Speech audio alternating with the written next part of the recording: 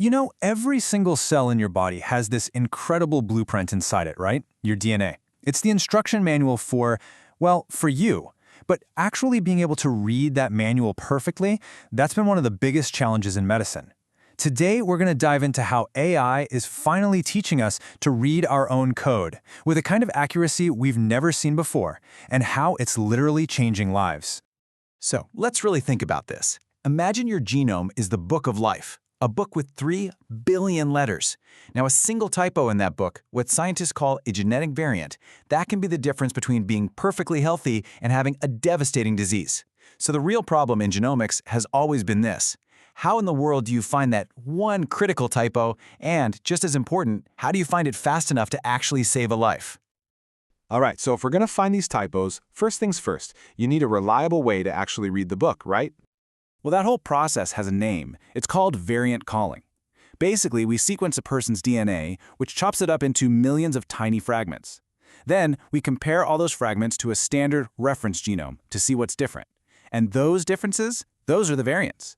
Finding them is absolutely crucial for everything, from diagnosing a rare genetic disease in a newborn to discovering the targets for brand new, life-saving drugs. Yeah, but here's the thing. It's just not that simple. The sequencing machines themselves aren't perfect, and trying to align millions of those little DNA fragments in exactly the right place, it's incredibly hard. All of this introduces a ton of electronic and chemical noise. So what you end up with is this huge, messy signal versus noise problem. Is that little blip you're seeing a real disease-causing variant, or is it just a random glitch from the machine? Getting that call wrong can have massive consequences. You see, the old-school statistical methods were pretty good, but they just kept hitting a wall with all this noise.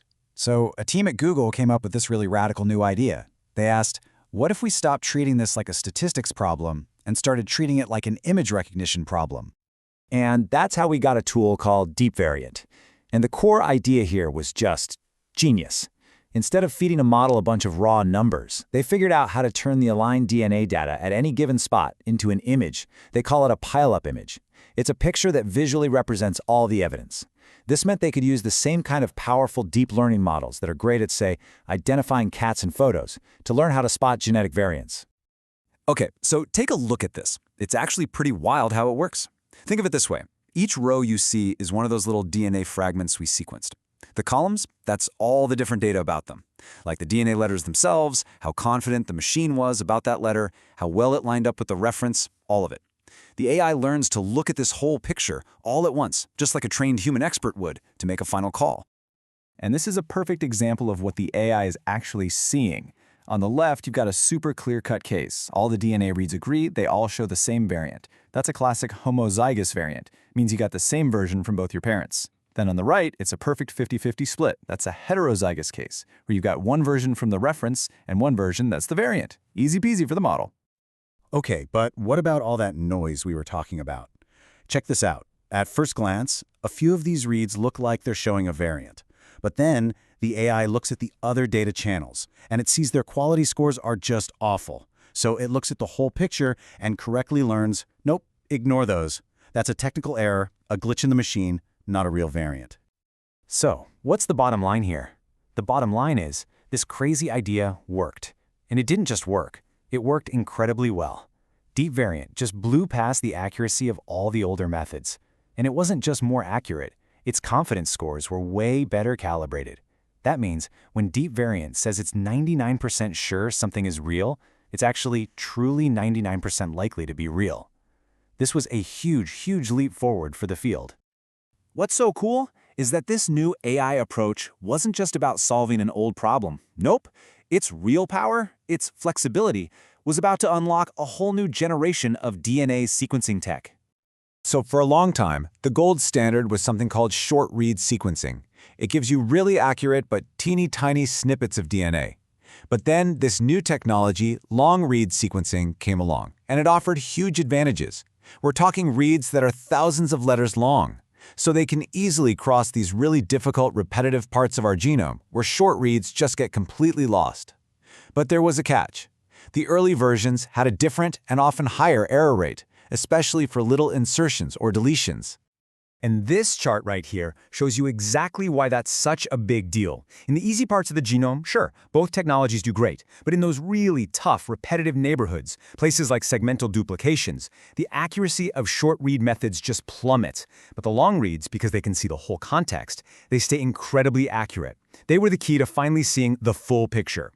And this is where the AI approach is just a total game changer. Instead of having to build a completely new statistical model from the ground up to handle long reads, the researchers could just retrain deep variant.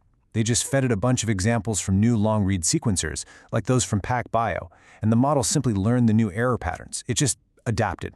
This proved that deep learning could give you all the incredible strengths of long-read sequencing without any of the downsides.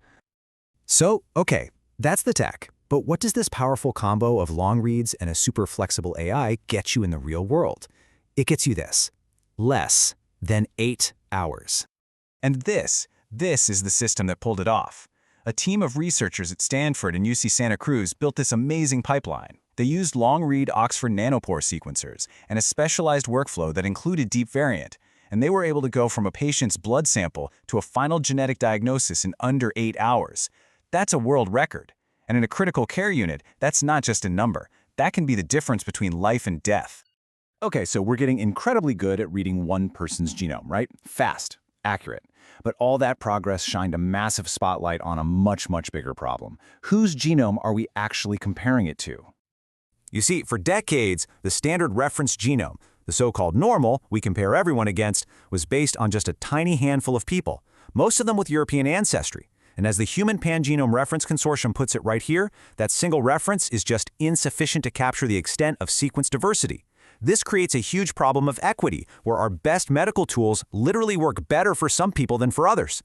The solution to this huge problem? It's called the pangenome. Instead of one flat, linear book, think of the pangenome as this incredible, dynamic map that includes the genetic diversity from hundreds of people from all over the world. It is a much more complete and much more equitable book of life that actually starts to look like all of us. And this is where it all comes together. This is where those threads we've been following, the long reads, the smarter AI, and this better, more equitable reference, they all weave together into this amazing, powerful cycle of innovation. Here's how it works. Step 1, you get these ultra-accurate long reads, like from PacBio's Hi-Fi technology. They're like the premium building blocks. Step 2, another AI tool, Deep Consensus, comes in and polishes those reads, making them even more accurate. Think of it as creating even better building materials. Step 3, that super high-quality data lets projects like the Human Pangenome Consortium build their amazing diverse reference maps. And finally, Step 4, by combining deep variant with this new, richer pangenome reference, you get more accurate and more equitable diagnoses for absolutely everyone. Each innovation just fuels the next one. I mean, think about it. We've gone from squinting at our genetic code, struggling to find a single typo, to now being able to read this vast, diverse library that represents all of humanity, with AI as our guide. It just leaves you with this one massive question. Now that we have a more complete map of who we are and the AI to read it, what are we going to discover next? What diseases are we finally going to be able to diagnose, treat, or maybe even cure?